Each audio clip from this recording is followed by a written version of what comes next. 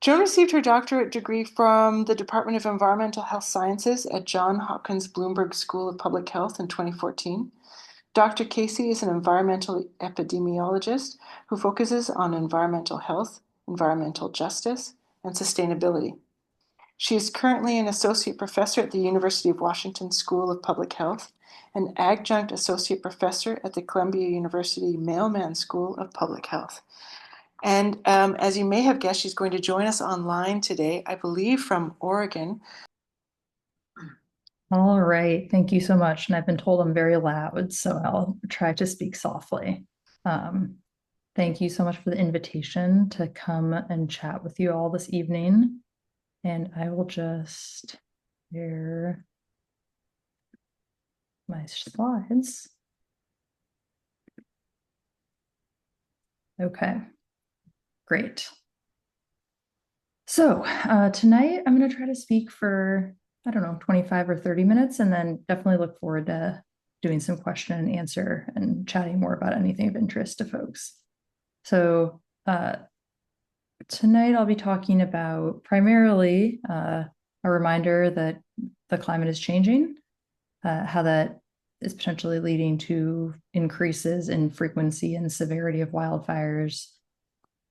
Then I'll talk a bit about two different studies my group has been working on, both looking at the relationship between long-term exposure to wildfire smoke and health outcomes. First, looking at a neurological condition, dementia, and then looking at all-cause mortality. So you're probably acutely aware, but the climate is changing. It's always been changing, but what's happening now is unique. The IPCC in 2021 had the conclusion that from a long-term perspective, the warmth of the last half century is unusual and rapid, and it's now unequivocal that it's human influence that has warmed the atmosphere, ocean, and land. We've now seen about 1 degree Celsius warming since the pre-industrial era. 1 degree Celsius doesn't sound like that much, right? You check the weather in the morning, it's 20 degrees Celsius or 21 degrees Celsius. It's pretty hot. So, but anyway, either, those two temperatures aren't that different from one another. But what is really happening? It's this shift in the distribution of weather that we're experiencing, where, yes, the average at the middle of this bell curve has only shifted a little bit, but it's expanding what we're seeing in the tails of these distributions, which is where we get extreme heat, more wildfires, that sort of thing.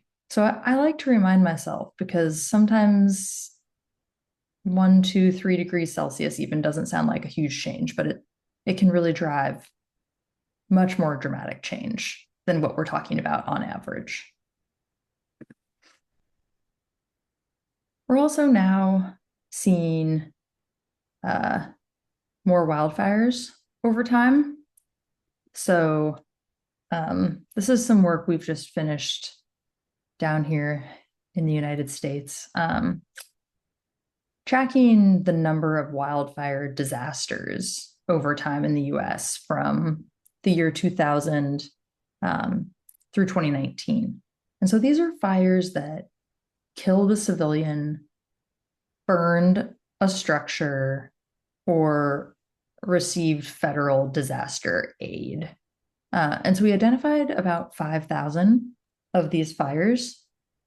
I'll mention the contrast kind of between what we've seen in Alaska and California. Both states, about 1 million acres of land burn each year on average. But you can see California has many more what we would call wildfire disasters. And why is that? These fires are encroaching on where people live, or maybe better said, people are encroaching on where wildfires burn. And so there's more interaction between the two in California than in much of Alaska, where population is more sparse, and maybe people have learned to live better with these wildfires. So in addition to the wildfire burn zones where the wildfires actually are happening, we're also seeing big increases in wildfire fine particulate matter. So what is fine particulate matter? There are these little particles, less than 2.5 micrometers in diameter, that when inhaled can get pretty deep into the lungs and cause a whole host of health problems. So I'll be talking a lot about wildfire PM 2.5 going forward, and I'll talk a little bit more about it. But this is in the United States. So the take home here is when things are brighter yellow, there was more wildfire smoke exposure in those places over time. And you can see kind of we're lighting up, and this is continuing. And sorry, I have a lot of US examples being down here. Sometimes I wish I was in Canada. But I'll give a bit of the Canadian perspective here in a second, but things are similar. So this is this erosion of how we are cleaning up our air quality in the US around fine particle exposures, trending down, down, down until about 2016. And then kind of this sharp uptick again in the Pacific Northwest where I live, and on the West Coast and the Southwest of the US. And this is just all driven by increases in wildfire smoke exposure in these places. So generally, Canadians enjoy cleaner air than we have down here in the United States.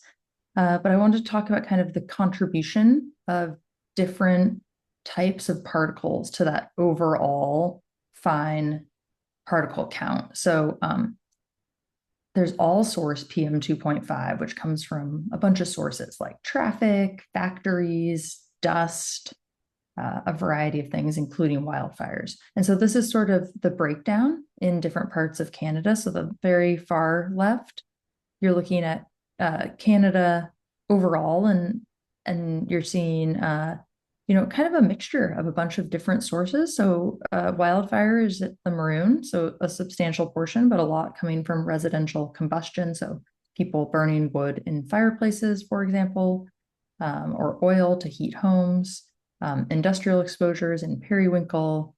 We're looking in brown, this is transportation. So a fairly even split among many of these categories overall. And you can look, then moving all the way to northern Canada, where actually air quality is extremely good on average. But what exists there in terms of fine particles is primarily from wildfires. So that's kind of interesting to see this breakdown. And then this is showing just a snapshot of 2013 across the US and Canada. And the colors are indicating the percent of total PM 2.5 that came from wildfires. And so ranging in light blue, very small portion from wildfires. So for example, in the southeast of the US, very limited wildfire smoke that year, up to about 40% in the dark maroon color.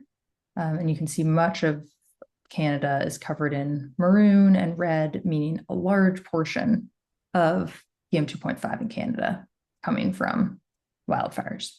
So an important source to be thinking about there. So why are we worried about wildfire PM 2.5 in health? So this is just a little schematic kind of showing as organic matter is burning, particles are being released along with other, wildfire smoke isn't just fine particles or PM 2.5. It also has things like volatile organic compounds and other gases. And then as it spreads, it can also lead to secondary formation of things like ozone that we know are bad for health.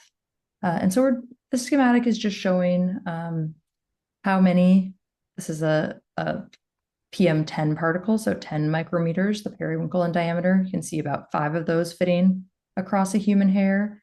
And then the even tinier ones, these littler ones, are the PM 2.5.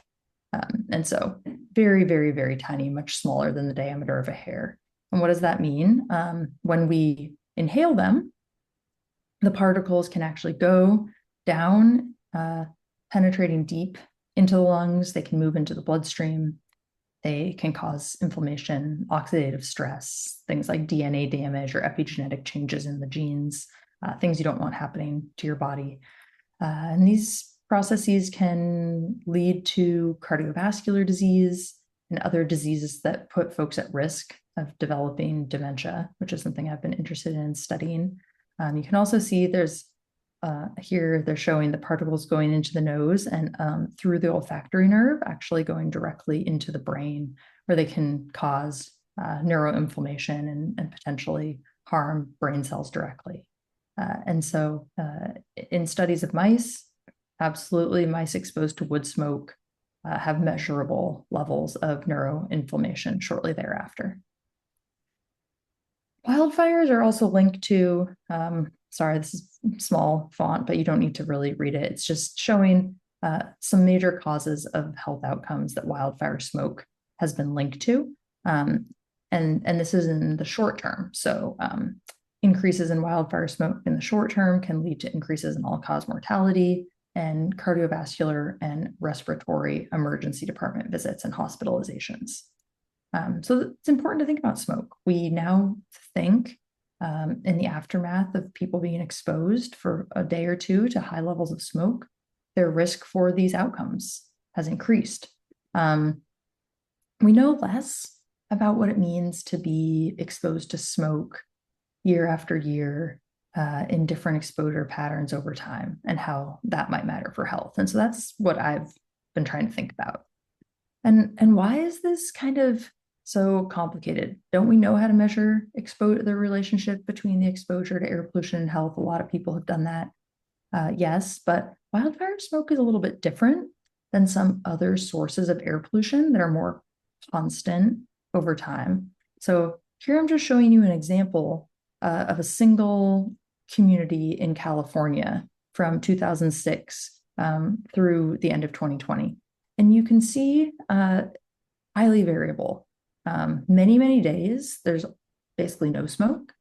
Some days, the smoke levels are extremely high. So on one day, over 300 micrograms per meter cubed. Very, very, very high when we think about the US standard for a daily level of PM 2.5 is 35 micrograms per meter cubed. So that's way down here. So some of these levels far exceed what our regulatory guidelines are, for example, and are even farther above WHO standards. So we've had to try to think about how will we measure exposure to smoke over time. Do we want to just take the average over this time period? How could we capture these spikes? We've thought about creating the number of smoke days or smoke waves that you've experienced, so the number of days of exposure over a certain level. We've thought about different metrics. And so that's something to kind of keep in your mind because that's an ongoing question.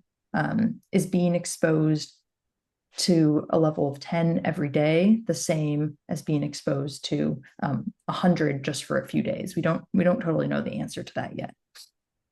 The other thing we're starting to think about is, I mentioned PM 2.5 can be made up of particles from different sources like transportation or industry or residential combustion. Same thing, wildfire smoke actually can have different components depending on what the wildfire is actually burning. We've been thinking a lot about this in my group because we do work in Los Angeles where the horrific fires took place in January of this year. And so those fires burned many, many structures. And actually, when structures are burned, it seems like the smoke is even worse for health because you're burning things like plastic and metals that can then get chemicals and other pollutants into the air. And so this is just a figure showing how wildfire smoke actually does enrich particles with higher metal concentrations on them. And so this is just looking across the United States, comparing 2006 to 2010 to 2016 to 2020. And you can see this is looking at the concentration of particles that were lead particles. not too high of levels earlier on. And then you can see the locations in the US, like California here, that had more fires over this next time period, also had higher levels of lead. And so this group at Stanford has been kind of looking at these speciated monitors and showing higher levels of some heavy metals when wildfires burn structures in particular. So it's something for us to be thinking about as this wildland-urban interface is expanding, at least a lot down here in the US.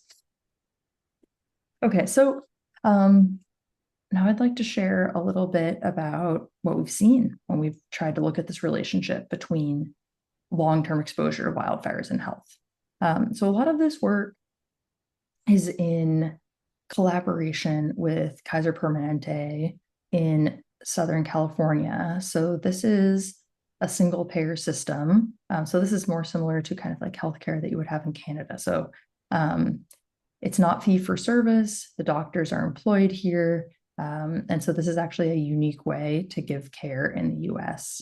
And so with collaborators at Kaiser, we were able to use their electronic health record data from 2008 to 2019. We identified everyone in their health system that was aged 60 or older. That was about 1.2 million people that we were able to track over time. We made sure no one had dementia at baseline. We looked back a year from when they entered our cohort and confirmed they had no diagnoses for dementia before entering. And then we linked people to wildfire smoke at their home residence because we knew from Kaiser where they lived and we had their updated addresses over time and we could link their wildfire exposure year to year at their home address. And so then we compared people that stayed free of dementia to people that went on to develop dementia and compared their exposure levels to see if people that developed dementia had higher exposures on average over time.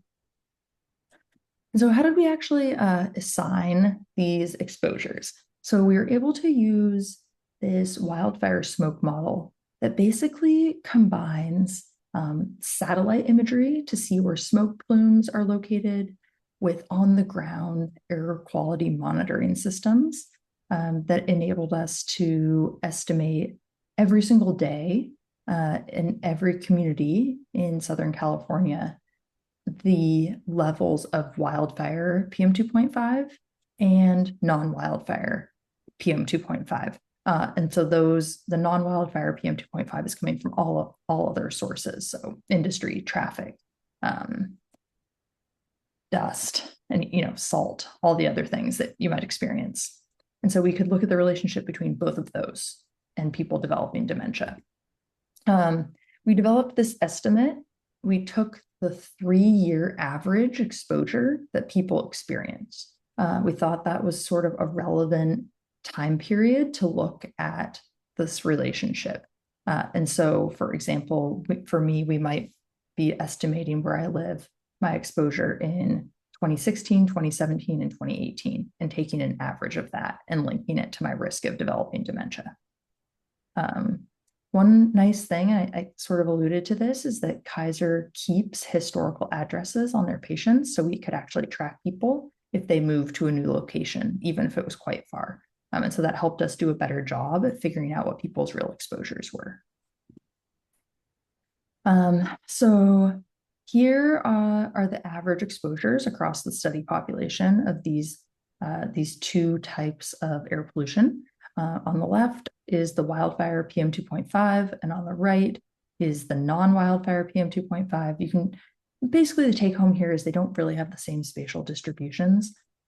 People in the northern part of the study area generally had more exposure to wildfire smoke, and then non-wildfire PM2.5 was more concentrated in Los Angeles and in the Central Valley. And so we then used the electronic health record data and diagnostic codes to identify people with dementia.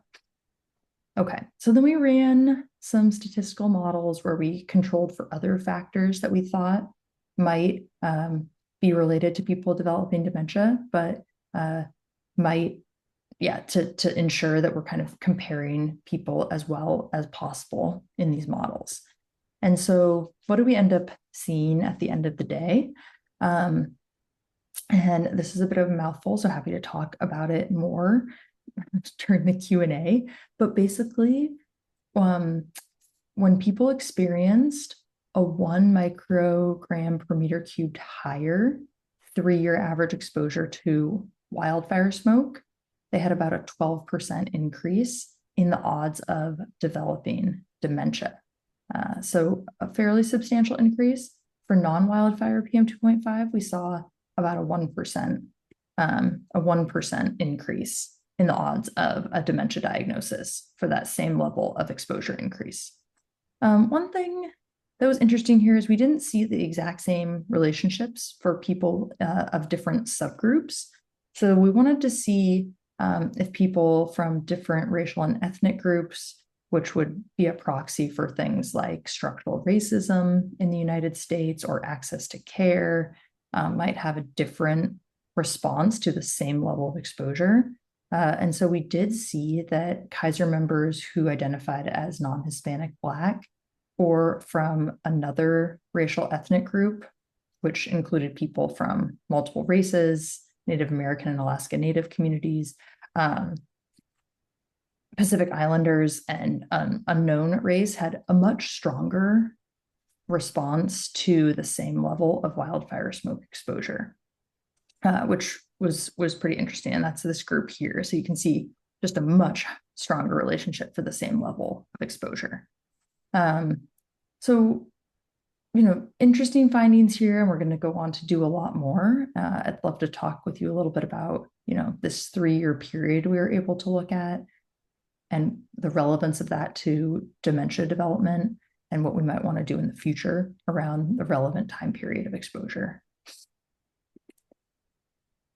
So we saw, both in these racialized groups, non-Hispanic Black and multiracial Native American, Alaska Native, Pacific Islander people, these elevated responses, as well as people living in communities with higher levels of poverty, seem to have an increased response to the same level of exposure.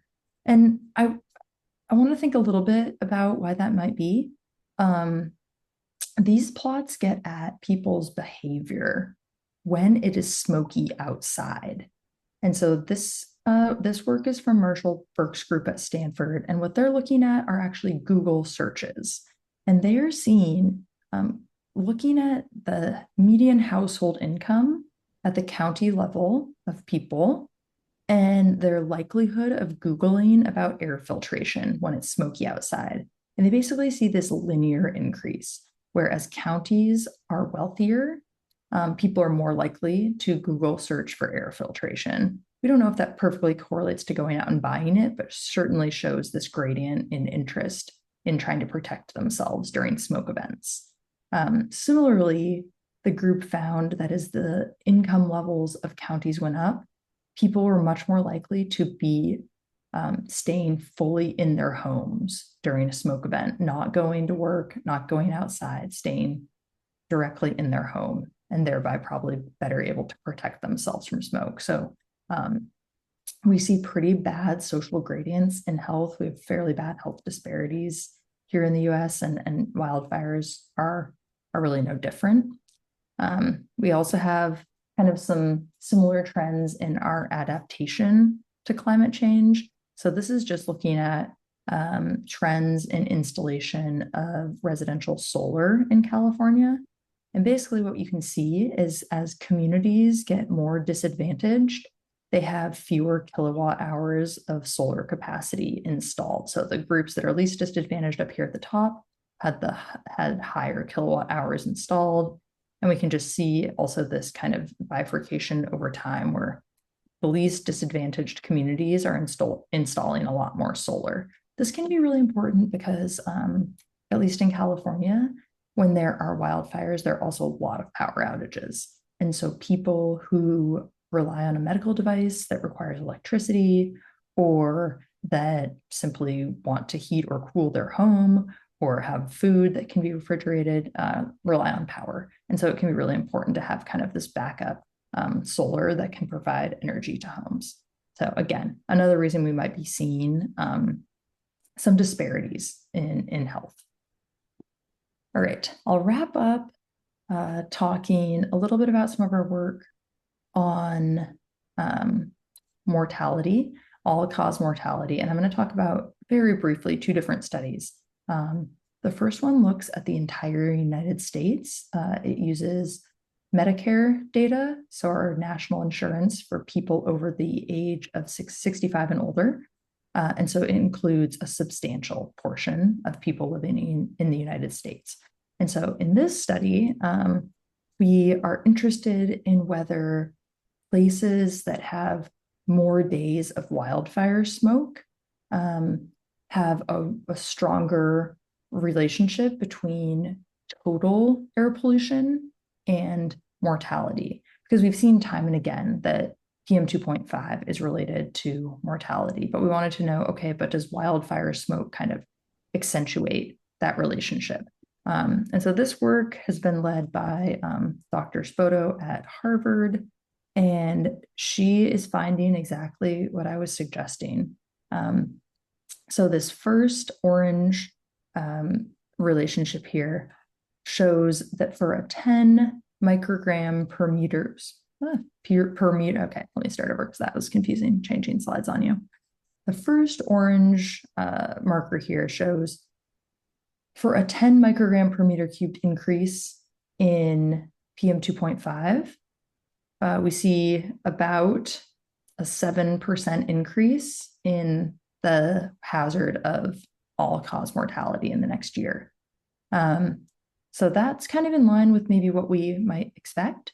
But then we see that this hazard goes up for places that had 20 days with any wildfire smoke in the last year, and up even higher for places that had 35 or more days with wildfire smoke in the prior year, suggesting that perhaps wildfire smoke does worsen kind of the relationship between this background pollution that people experience every day when wildfire, several days of wildfire get layered on top of that. The next thing we did was look at some different metrics of ways to measure long-term exposure to wildfire smoke. I alluded to that earlier. Taking an average across a year might not make sense when there's only a few days that really have a lot of wildfire smoke in them. And so this is some work led by Dr. Chen and Schwarz. And this again is using that Kaiser Permanente data in Southern California. And so here we're looking at some different metrics, with teal being the annual average PM 2.5 from wildfire concentrations. But then we're looking at some other things like the average exposure during the peak week of exposure. So maybe there was just one really bad week in the year. And so here we're looking at that average exposure. There's days with any wildfire smoke. So that's similar to the metric that Dr. Spoto used. We have weeks where wildfire PM exceeds a certain threshold. So the number of kind of bad weeks every year. And then finally, we have the number of smoke waves or days that exceed a specific threshold. And so we see, maybe actually just taking the average of exposure over the year can work out. We also see they kind of all look somewhat similar in this paper. But what doesn't look similar is when we break it down and kind of see if these relationships are linear or not. And so here we can see as the average exposure to smoke increases, we see basically a linear increase. Just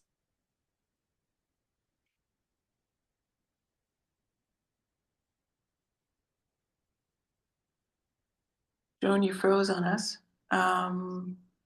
Hopefully you'll come back in a sec here.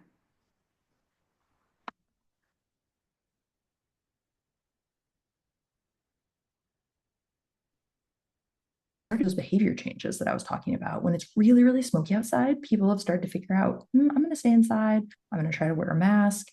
People will change their behavior if they're able to at these very high levels of smoke. And the fact that we start to see a reduction in health impacts there means that these behavior changes might be successful. So it's exciting to see that. Okay, let me just sum up here so we have a little bit of time to chat. we're going to see more wildfires. So these are predictions of the number of days with wildfires worldwide, comparing 1981 to 2000 to 2080 to 2099. So pretty much everywhere. Everywhere you look virtually, there will be increases in the number of days with wildfires worldwide, with some places faring worse than others. Okay, so we have a lot to do here. What do I think is what's coming next? First up, in terms of climate change, we obviously have to decarbonize. We have to stop burning fossil fuels, which is the primary driver of anthropogenic climate change. But we need to start preparing communities for the coming changes in our climate. At the community level, we need to prepare our healthcare systems for an influx of cases, and start to prepare for especially disease conditions we expect to increase with some of these exposures.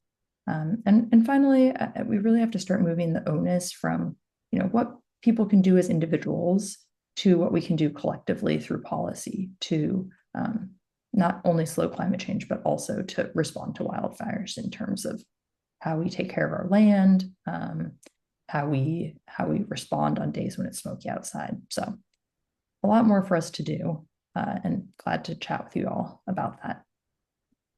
And I have many, many people to thank. I won't read through it, but I do want to thank our National Institutes of Health here in the United States, who funded a considerable portion of the work I presented here today. So thank you very much. And yeah, excited to chat with you.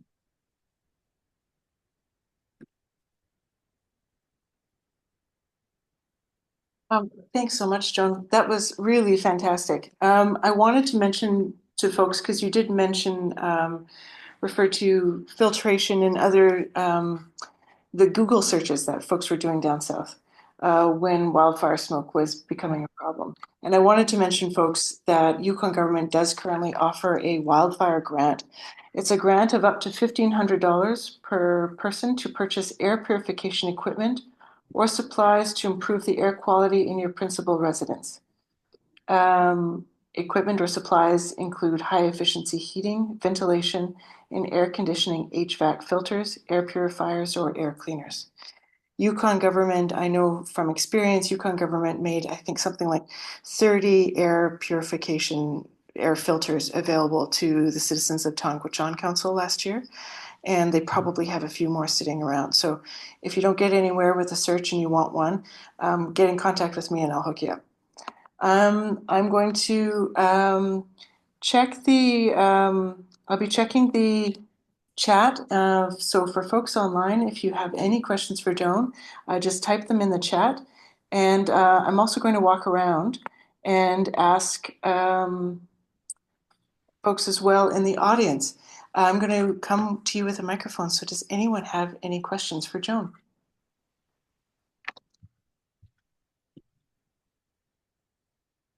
Just give me a sec here. Okay, turn it on.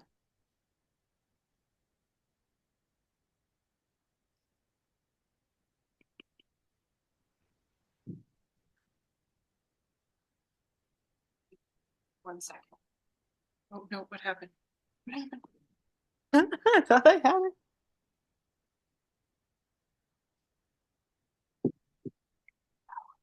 Oh, okay. We have a question over here.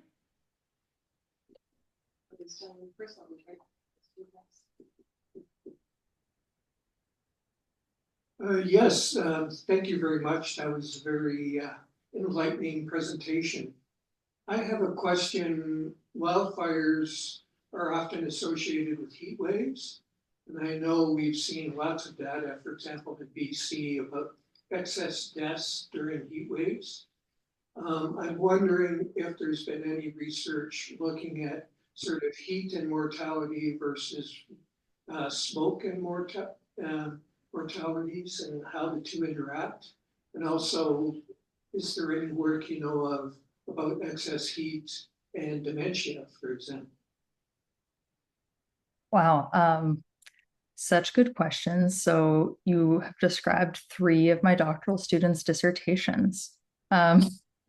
So you were spot on of like where people are starting to think about this. So your first question about kind of the co-exposure, there has not been a ton of work yet. What we can extrapolate from is there is a good amount of work looking at extreme heat and air pollution more generally. And we do see usually that the health impacts are worse, especially for things like respiratory and cardiovascular disease endpoints. And it's not just like we add them together, it's, plus 10% risk for heat and plus 10% risk for wildfire. So we get 20% risk. It's more like we get 45% risk. So it's what we call multiplicative risk from those things interacting. Because as you can imagine, it becomes very difficult to manage heat. I mean, I'm sure you all have done it, to manage heat and wildfire smoke simultaneously. Some of the behaviors you might take are opposite of one another. Like when it's smoky outside, you need to keep your windows closed, but that can make your home extremely hot. And so those feedback loops can be challenging. It also can just tax the human body in multiple ways simultaneously that can lead to real health problems. But no, I have a doctoral student I have one student that's looking at mental health with co-occurring heat and wildfire smoke, and another that's looking at adverse birth outcomes from those co-occurring together. And then your last point was about, sorry, I lost the narrative there. It was about extreme heat. Can you remind me? I'm going to ask you to repeat. Hold on. Just the last portion. Yes, it was extreme heat and dementia. Yes, that was it. Okay. There has been a little tiny bit of work in that space. I would say it is very nascent. And again, yeah, so I have a postdoc that just wrote a grant to literally look at that question. It seems plausible that potentially we might see similar relationships. I think it's going to be even harder to nail down the relevant time window of extreme heat exposure with dementia. For sure, what I think could happen, which is partially what we think happens in our study here, not that extreme heat causes dementia, but that extreme heat worsens health in such a way that it kind of hastens the decline to the point where someone gets a dementia diagnosis. It kind of can make that slope more rapid towards getting the diagnosis of dementia, because it might worsen cardiovascular health. It might just tip people over the edge, or it might result in, I mean, we definitely know there are relationships between extreme heat and stroke. And having a stroke is a huge risk factor for dementia. So it's not implausible that there would be a relationship there, but until pretty recently, not that many neurologic conditions had we looked at the relationship with air pollution. So we also haven't looked too much with heat with some of them. And it seems like the more we look, the more we see. My group we did do a study where we looked at among people with multiple sclerosis, the relationship with heat, and especially for people with relapse and remitting MS, we definitely saw that heat worsened the condition for people with MS, which is kind of more known in that disease pathology, but I wouldn't be surprised. That's why we're trying to start to look at it. So really, yeah, great questions. Yes, my question is regards any database doing study on the first fighter, the forest fire. I don't know in US and Canada, but it seems that's the kind of people, they're first liner who go fight the fire, and after it may take 25 years to find out. So I don't know if there's any study out there. Thank you. Yeah, thank you. Such a good question. Absolutely, the people on the first line are most exposed, usually because often there's not adequate protection.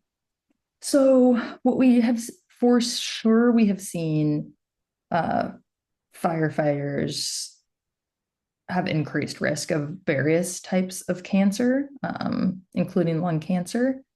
That's absolutely established. I'm not aware of anyone that has looked at mental health or neurologic outcomes among firefighters. There's a couple things that are challenging there.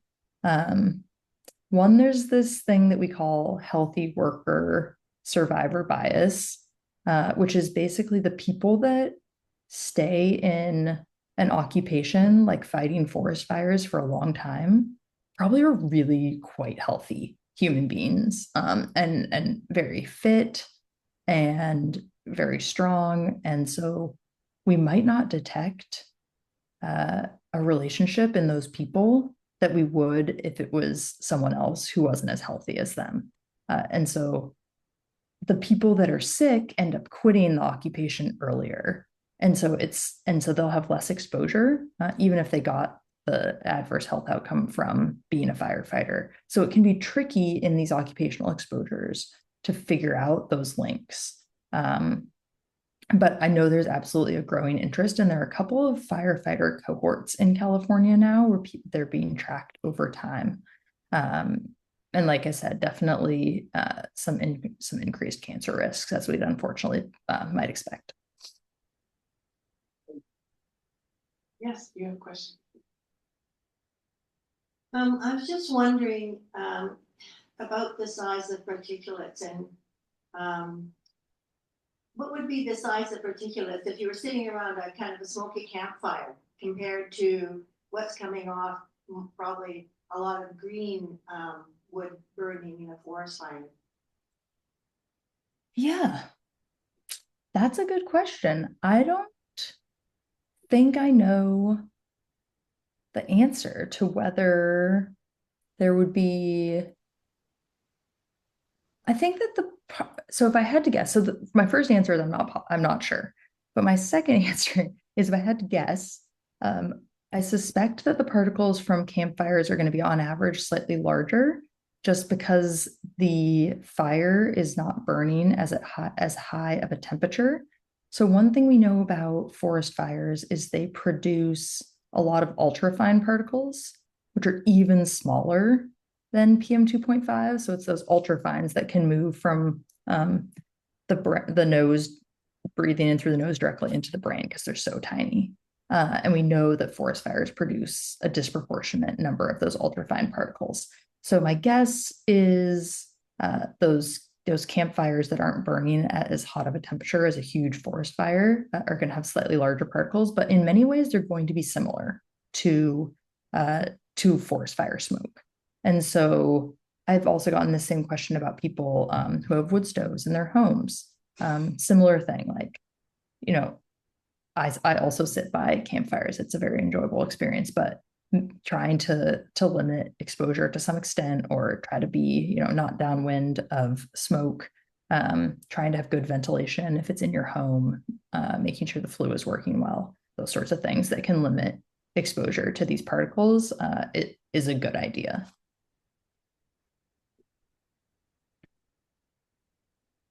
I have a number of questions, if you don't mind.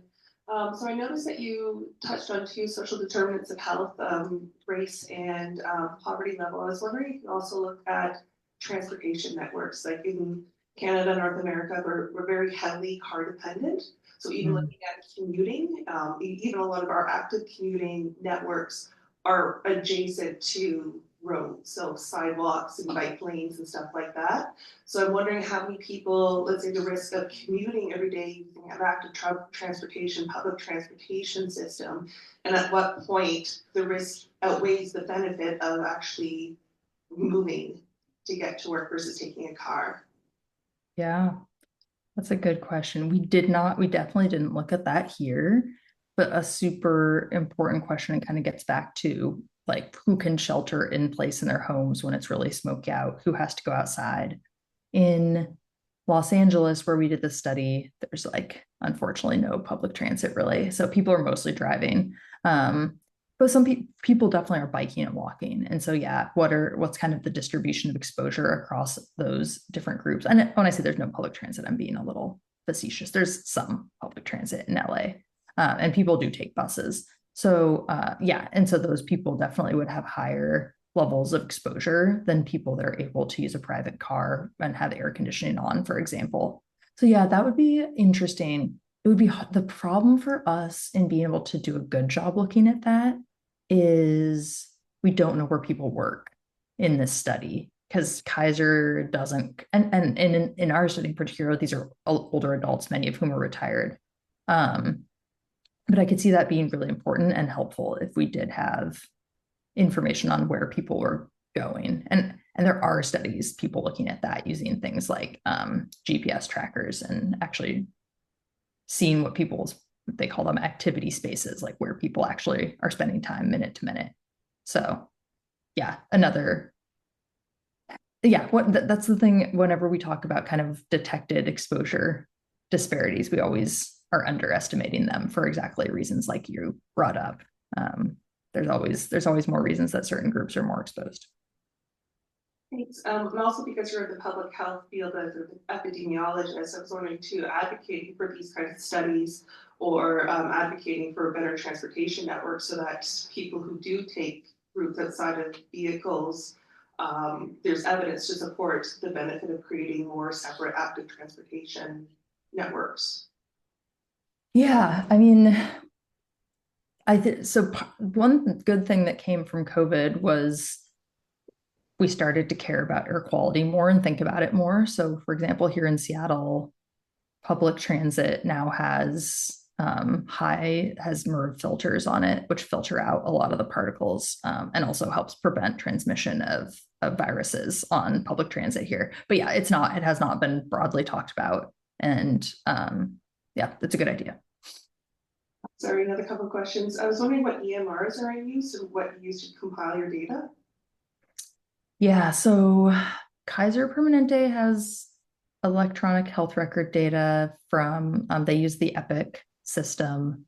And so we are able to access basically everyone's full health records. Well, I'm not able to, but folks at Kaiser are able to, from outpatient encounters, urgent care, emergency department, inpatient encounters, medications, laboratory data, basically everything that's in a health record. And so from there, for this study, we used diagnostic codes, so international classification of diseases codes to identify dementia.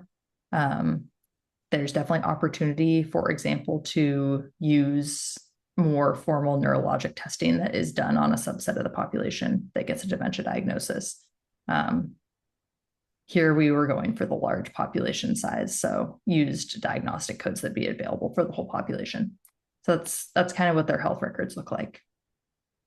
Thank you. And the last question is kind of tangential to an answer that you gave previously.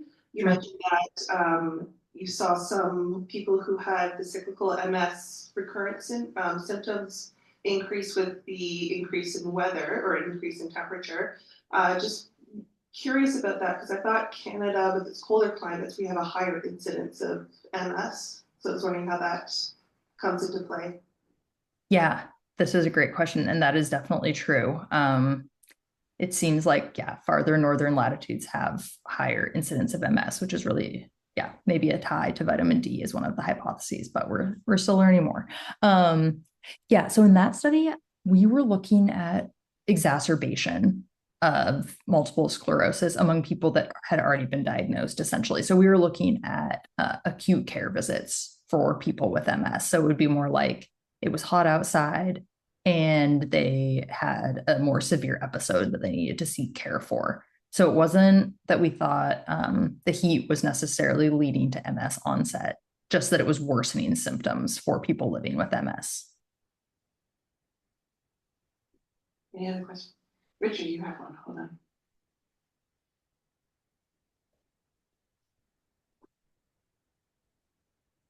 Hi, Joan, it's Richard. I contacted you around Christmas to ask if you could do the talk. Oh, good. Hi.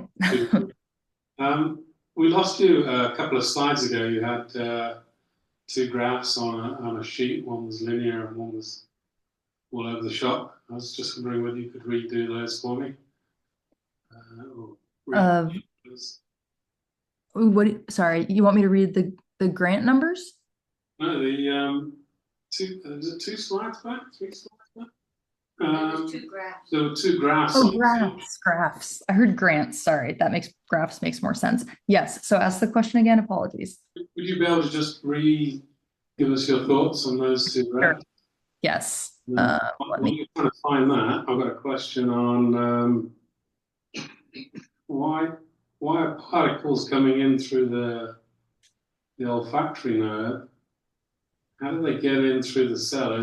Is PM 2.5 and less able to pass through the cell membranes? And if so, then what happens to them? Do they get filtered out, or do they stay in the brain, or do they get checked out? Yeah. So PM 2.5, we don't think can cross the blood-brain barrier, but ultrafine particles, so those are particles about 25 times smaller than PM 2.5, so very, very, very, very tiny particles, seem to be able to translocate through the olfactory nerve directly into the brain. What happens there, I think, is an ongoing question. It's hard to study what's going on inside the brain when people are alive. So most of what we're learning is through postmortem studies of people's brains.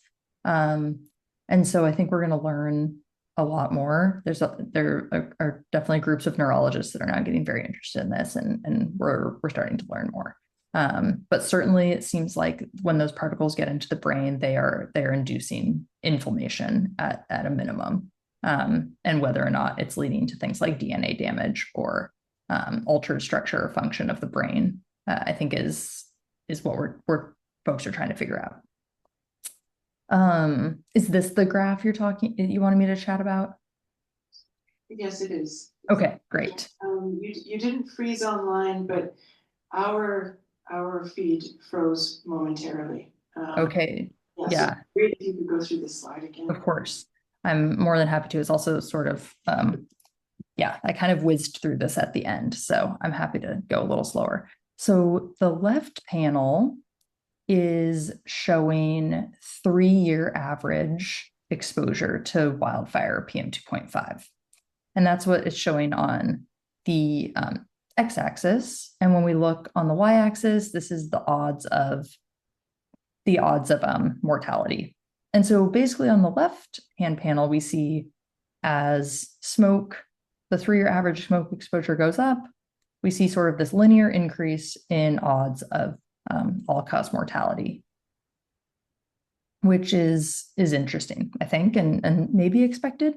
But then what we see on the right-hand panel, now the x-axis, instead of showing the 3-year average exposure to wildfire PM 2.5, we're looking at the average exposure to wildfire PM 2.5 during the worst week of exposure in a 3-year period. So, maybe there's one bad wildfire near this community, and the levels are over 100 micrograms per meter cubed for a week. So we're here capturing that spike of exposure, the really high level of exposure people experience over a 3-year period. So here again, we see that as the level goes up for that highest exposure week, we see an increase in the odds of mortality, as we might expect. What's kind of interesting that I was pointing out is that at the very highest levels of that week with extreme exposure, we actually start to see kind of a reduction in the odds of mortality. And so I was postulating that what we're seeing when risk starts to go down at high levels of exposure is we're seeing behavior change among people that experience these really high levels of smoke. And we've seen this in some short-term studies of wildfire smoke and health, where at really high levels, we actually start to see a reduction in, for example, asthma-related emergency visits. And we're guessing, we don't know that this is true yet, but we've been guessing that this is because people are staying indoors, they're reducing exercise outside, they're running air filtration in their homes when it's really smoky outside. And it might be those days and weeks where it's more of a moderate level of smoke exposure. And this is something Sarah Henderson in British Columbia has talked about, more moderate smoke exposures that end up being more prevalent and causing more harm than these like very few, very, very high days. So that's what I was sort of trying to get at here, if that is helpful. It was. Thanks, Joan. Great. We have a couple more questions here. I'm going to ask one from online. Maria wanted to know, with reduced exposure, can people in the future then reverse the health damages once it has happened? Yeah, that's a really good question. And I do not know the answer to that. I would assume for certain health conditions, definitely.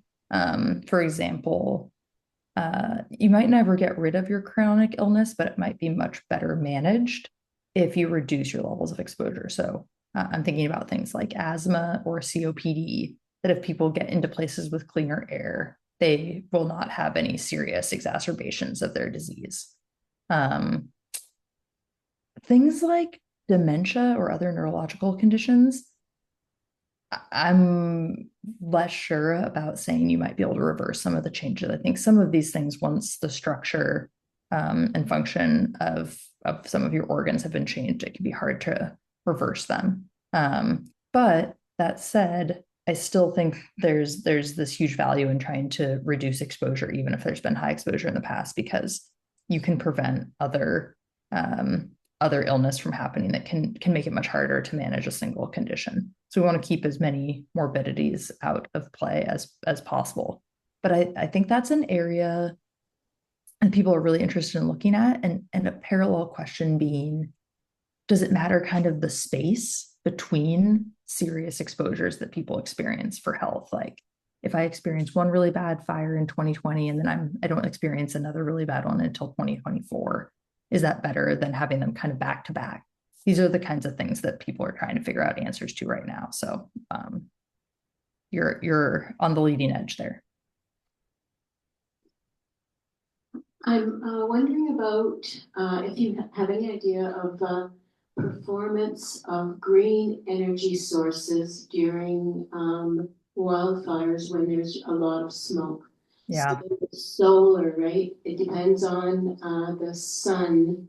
Yep. Hitting those solar panels, and when there's a lot of particulate in the air, a lot of smoke, and sometimes that can be from like hundreds of thousands of miles, not quite, but miles away, and for long periods of time, would enough sun get through? And also in wildfire areas, like where there's actually wildfires happening, my understanding is it can create its own weather pattern. So I don't know if wind can be a factor there as well. I would probably think that geothermal might be the best way to go because it's kind of underground. Any thoughts on that? Yeah, awesome. Really, really important questions. Yeah, solar performs much, much worse when it is smoky out. And if it's really, really smoky, you're not going to get any production at all. So that is spot on. I think it accentuates the importance of building solar plus storage together. Hopefully you won't, the question did allude to like a long-term period of where it is very smoky. But if it's a couple days, a day or two, and you have backup storage from your solar, that can get you through, 24, 48 hour period, especially if you're reducing your load during that time. Yes, wildfires can create their own weather, and I haven't thought a lot about wind power during wildfires. It seems it could be problematic for wildfires or burning where there's wind, but generally these turbines are in closer to human populations, not out in super rural areas. But yeah, you could even have damage to the infrastructure itself. Yeah, geothermal.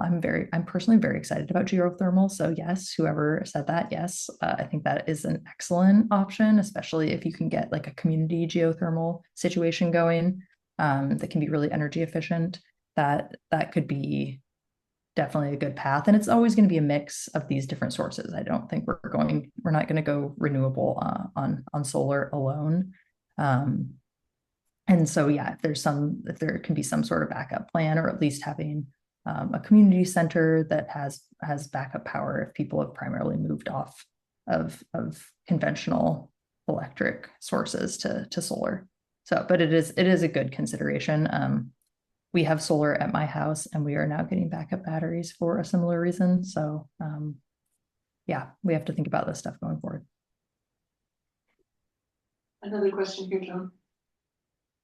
Sorry, I know I'm asking a lot. No, it's great. I don't know how much information you have on some of the pathophysiology on the olfactory nerve. Like, is there any inflammation of mucosal membranes in the nose itself? Is it part of it, like as the olfactory nerve goes through the cribriform plate, is some of the particles escaping that way, just kind of piggybacking through those little perforations, hitting the olfactory bulb and tract? Or is it because the olfactory bulb and tract, just thinking of the neuroanatomy of the human brain, is so close, in such close proximity abutting memory centers in the brain that's causing this dementia? So, wow. Okay. So first, I will say I am not an expert in the olfactory nerve, and Holly Elser, who is the lead author on this paper, who is a neurologist, would definitely be able to answer that question. But the thing I can tell you is I do not think I've seen any literature conclusively saying the reason there's increased risk of dementia or a relationship with reduced cognitive performance after smoke exposure is because of particles entering the brain through the olfactory nerve. We know that can happen. We know there have been measurements of that happening. We know it can cause neuroinflammation in mice. But that said, there's a lot of other ways that smoke exposure over a long-term period could increase risk of dementia. So we know that long-term exposure to air pollution increases risk of cardiovascular disease through inflammation and oxidative stress in the body that can lead to hardening of arteries, that can lead to calcification and plaques, which then can lead to things like stroke. That dramatically increase the risk of people developing dementia. So I think there's not going to be a single answer here about the mechanism at play. I think it's likely a variety of things, plus people's genetics, plus where they live. There are other exposures that they're experiencing in their lives that end up creating this storm that leads to a dementia diagnosis. So yeah, I'd say A, we don't know for sure if that's the pathway, and B, I don't know the exact mechanism to answer your question, but it sounds like you know a lot about it. Yeah, it isn't, you were motivating me to go read more and actually try to understand which of those that you suggested might be more likely to be the case. And we've got another question. Yeah, I just had a question about the behavior of the smoke particles. In the simplest model, they just disperse, but I'm wondering if they're charged, if they aggregate, if they stick to vegetation and they're released in wind. I just wondering if people are doing any work looking at how the smoke particles behave. Yeah, people definitely are working on that, and even trying to figure out kind of the best way to model exposure to these particles from wildfires has been a huge challenge. The group I work with has taken the tack of using satellite imagery and ground-based monitoring and kind of statistical techniques to estimate levels of smoke in different locations. And those models perform pretty well. But they're definitely not perfect. And they especially don't do great where we don't have a lot of ground monitoring. So in locations where, yeah, we don't have ground truth, they don't do as well in like really rural areas in the US, for example. The other option is, I think, more tightly linked to some of the processes you're talking about, which is actually modeling the trajectory from an individual wildfire using something like CMAC that would like take the air, the like package of air and follow a trajectory to where it would go based on atmospheric chemistry and wind direction and other factors to get at what we think is going to happen. And so those models do exist. They're much more computationally intensive. They use a lot of computing power to generate because you have to do all these little parcels all, every day from different fires, and you have to know what the emissions are. So far, those models have not performed any better than kind of these simplified, statistically based models. But I think as we learn more and more and more about some of the aspects of how particles behave after they've been emitted, and how much of it actually, I guess the thing that's going to be really hard is it's going to vary a lot fire to fire. If you're burning in an area with deciduous trees and more smoke, particles are kind of getting stuck onto leaves and not being emitted out farther away. That's going to be very different than burning a grassland or burning houses. And so doing this in a way that can be scaled up to answer some of these questions and get good exposure estimates will be hard. But I think for kind of single fires in single locations, it could be, I think the techniques actually looking at emissions and modeling using things like chemistry and meteorological factors probably will do better at getting at people's true exposure. It's a long answer to your question, but it's it's pretty complicated. Richard has another question here. Have any studies being done in places like India and in China where city pollution is really, really bad, and whether that's having a similar epidemiological outcome as you're finding? Yeah, so there are studies that could be leveraged in places like India to look at endpoints like dementia. There's a sister study to a study in the US called the Health and Retirement Study that exists that does a lot of neurocognitive testing in older adults. The place that I've seen the most work on the Asian continent is in Korea, which the air quality is better than some of the places you're talking about.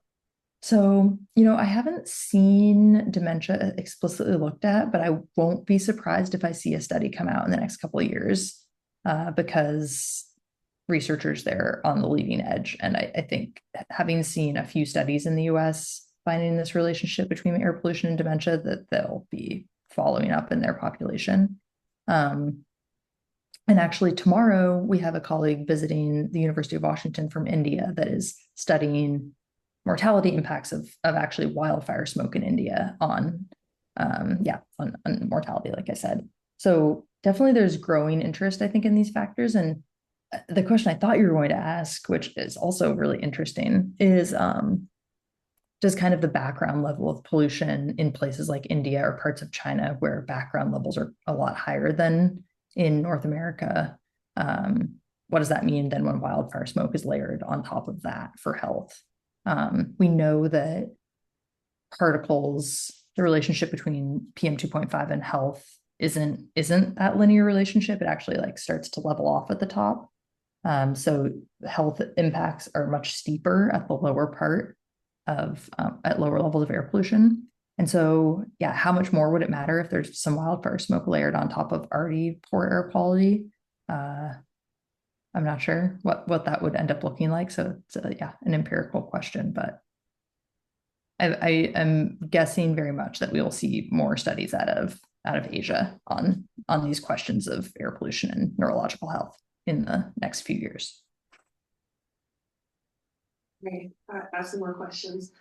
This might be a little bit political, so feel free not to answer it. But I know that a lot of the data you collected on severity of wildfires also included those that required federal funding and assistance, and with all the cuts to FEMA and all the other cuts to studies and stuff like that, I'm wondering what challenges you see for this research in the future.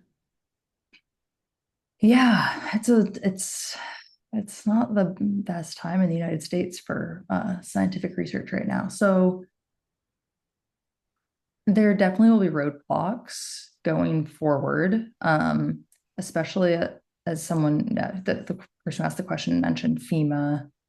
So the data that some of the data we've wanted to use related to FEMA to look at individual claims that people are making after disasters happen. And we have some questions about that around wildfires and floods. Those data are no longer on the FEMA website. They've been pulled down. We can't access them. So yeah, data are disappearing, which is scary. I'm hoping, the website says it's being revamped. So hopefully those data will be back online at some point, but they currently are not there. And then, yeah, I mean, generally funding, I think, is uncertain from the federal government here, which is a shame since so much progress has been made in terms of understanding how the environment impacts the health of Americans. So, yeah, it's discouraging currently here in the US, but the work will nonetheless go on. I don't think this will be the last time I bug you. Just wondering, because I work in public health and I have an interest in public health, what do you think would be the best steps that people in public health could do to take this research and make positive steps to make sure that the health of, I'm just thinking of Yukoners, is improved? Yeah, I think that, in the short term, a lot of the solutions are really individual. So it's great to hear there's funding, for example, for people to purchase HEPA aerofiltration for their home. That pretty much gets rid of the problem. If you are in a room that's tightly sealed with a HEPA air filter running, your air will be very, very clean. If you have a new enough filter and you can, afford to change out the filter appropriately over time. So that in the short term is good. Of course, we don't all want to stay in a room running a HEPA air filter for the rest of our lives.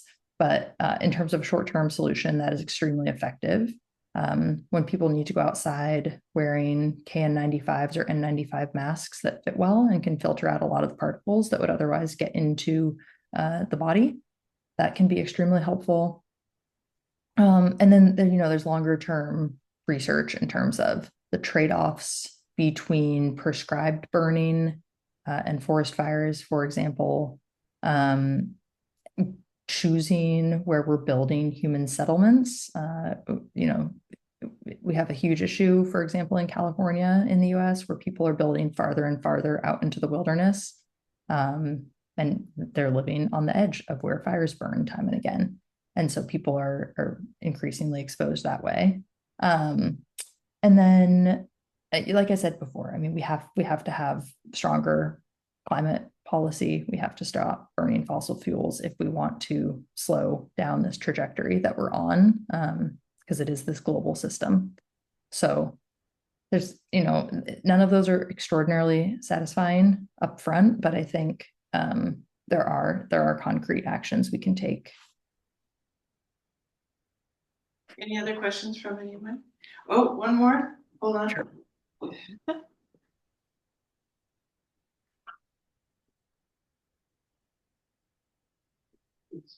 Partly for the people here in the room, but also, I'm not sure if you have it where you live, but we have two deliberate burning things that happen here. In the next while, this week, we're going to get prescribed burning of forest fuels, which is going to create a heck of a pile of smoke. Mm-hmm. And so the community, I hope people are paying attention to the news and whatnot. And the other thing is we have another deliberate burning, as we have in our Yukon government energy strategy, I guess we have biomass burning for energy production. So, and biomass is basically wood, right? So waste wood from forest, forestry and stuff like that. But so it's kind of weird that we're deliberately burning stuff here. Yeah, I mean, there are now some studies showing prescribed burning definitely can reduce overall exposures. And people hopefully can also plan, like you were alluding to, that, the next week might be smoky. So, maybe don't go work outside in the garden for 12 hours if you can avoid it. But it, you know, this is kind of, I guess humans have pretty much lived with fire since, you know, the day we stood up and started walking around. So something we, you know, we do have to deal with. And some of the risks I'm talking about are quite small in comparison to, you know, other things that can harm cognitive health, like high exposures to lead. And so do I think a couple of days of wildfire smoke occasionally are the end of the world? Maybe not. It's all, you know, part of this ecosystem in which we live. So we have to figure out a way to live more effectively with the fires. And I think maybe some form of prescribed burning. There's been some modeling studies showing reduced overall risk. Like there will be some still increased risk compared to just letting fires burn naturally. But we haven't had enough time to study it and figure it out. So I think that's path forward. Biomass burning is interesting. I guess I don't know enough about, I guess I would have thought it would be like pretty contained and that maybe that wouldn't emit as much smoke, but I may be totally off base there. So yeah, that one is, if there's a lot of smoke being emitted from biomass burning, I guess if that's kind of cleanup of forests that we might have needed to do to prevent large burns, maybe it still is better than the alternative, but those are the types of things we have to, yeah, think about collectively, what makes the most sense.